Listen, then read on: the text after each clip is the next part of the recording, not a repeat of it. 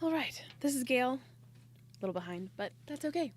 So, we're going to go through how to plan an activity with storytelling included in approximately 3-ish simple steps.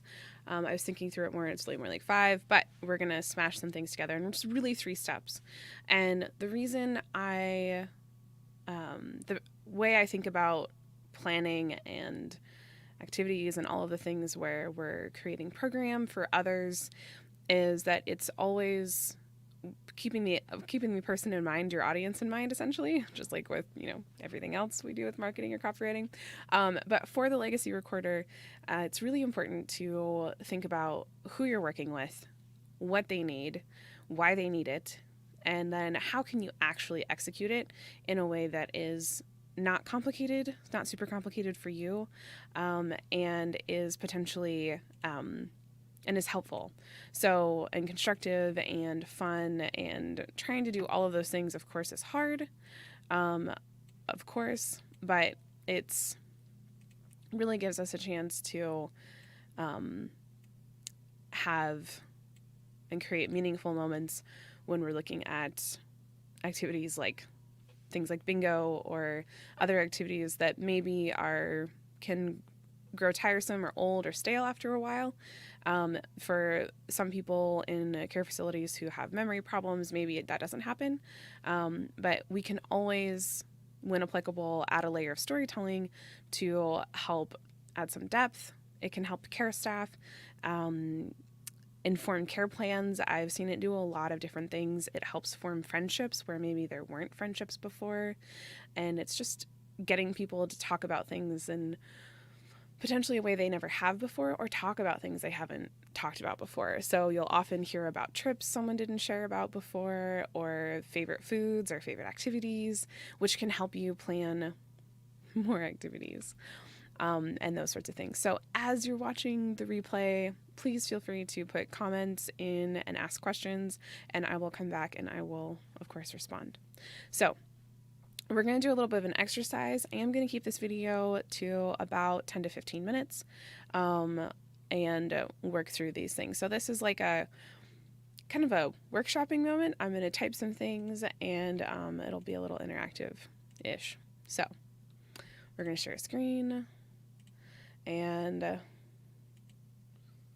we'll do that. Okay, and someday I will make a cool background.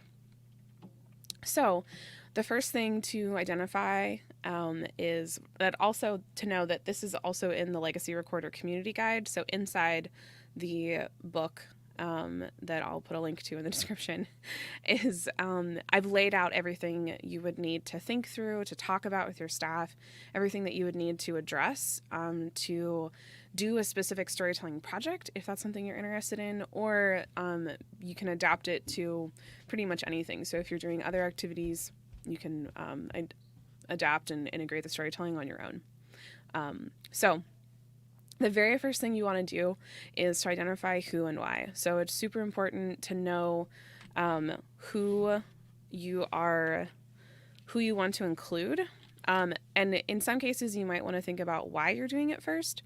That may help you identify which group within your care is most, not most applicable, but trying to use the right words here. So not every activity is suited for everyone in a care facility, and not every storytelling activity or project is best suited for someone in a care facility. So inside the book and on the website somewhere, there is a list of things that I have found that are helpful if someone can do. So that's super important. So if your why, for instance, is that you are looking to get families to come back and re-engage with their loved one, you're going to want to identify people in your care who have family members that can come in, so that you're not including someone who doesn't have family, because that's super not fun for them. I've seen that go really, really poorly. So identify your mission or your value or your why as to why you want to include the storytelling in your activity or in your long-term planning. And then that'll help you identify the who. the other part of identifying the who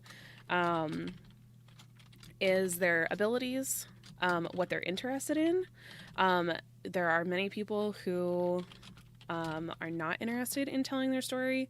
One thing that I encourage staff and family members to do is to find out why they aren't interested. Most often with women, it's because they don't think their story is important, and they don't think that anyone will care, which is really sad. So that is one thing to address. So I have seen instances where people are able to talk to their loved one and it will change their mind. And that can help. So identify why you are including storytelling in your planning. Planning and activities. And then the who is what are their abilities? Who is available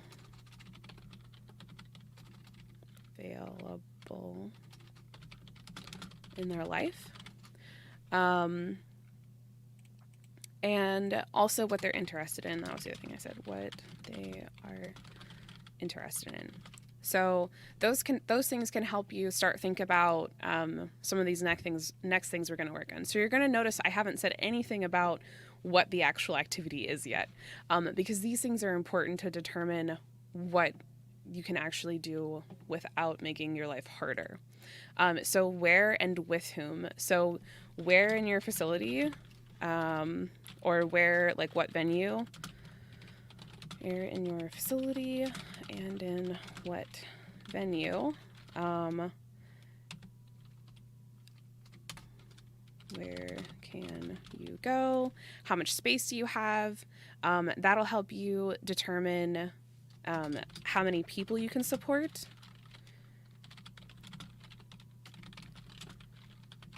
Can you include? And then with whom has to do with staffing. So if you don't have staff that is available, that really changes the what. So with whom is knowing who's available, staff availability, and also what staff is interested in.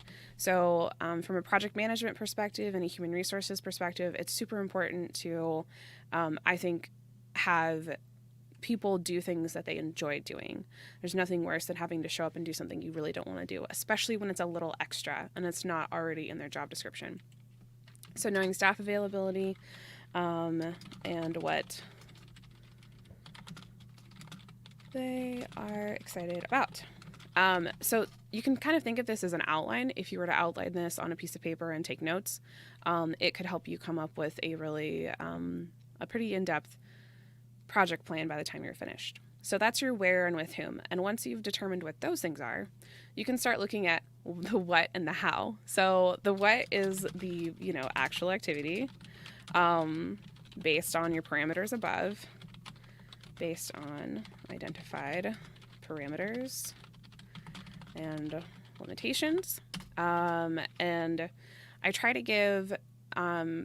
give examples in almost every email blast I send out of different activities and how they can be adapted to what you can do within a care facility, or trying to give adaptable and other case scenarios depending on where you are and what your situation is. So take into consideration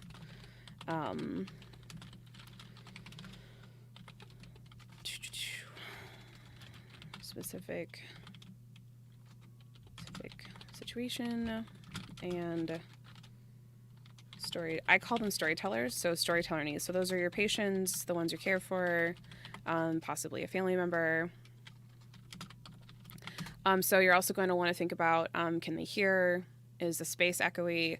All of those, and some auditory processing things, in addition to being able to talk and those sorts of things. So the what, you could be taking, for instance, bingo, and then layering on prompts or starting storytelling conversations using the 5-minute storytelling scripts. while they're playing bingo.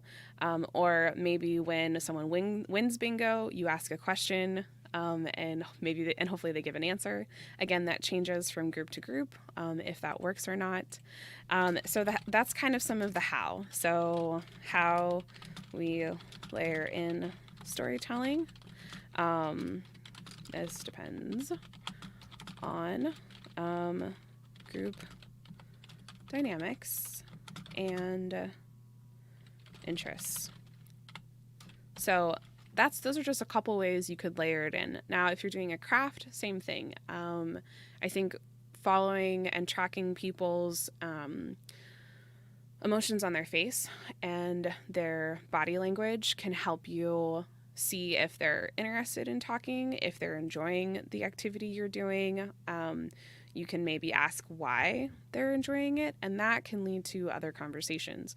And those are some simple ways to include storytelling in your activities without feeling like you have to go, like, not to crazy town, but without having to go so far out and beyond of what your staff is capable of, like, able to do. Because we're always capable of doing more. But having the availability to do that, and the emotional availability to engage with someone is also a big component. So those are our 3 simple steps. So identifying your who and your why, then determining your where and your with whom, your staffing, and then considering your what and your how. So those are kind of like the 3-step process I go through when I'm workshopping with someone to help them design a storytelling activity, just designing a storytelling plan or project. This is the kind of thing that we would do together in one of the workshopping sessions. There's a link to book that in the description of the video, and that link also goes out in most of the emails. So that was really all I had. I included some of the whys of why adding storytelling is super important. I've seen it just change how someone approaches life. It's changed how volunteers have approached their lives. It's changed staff's lives.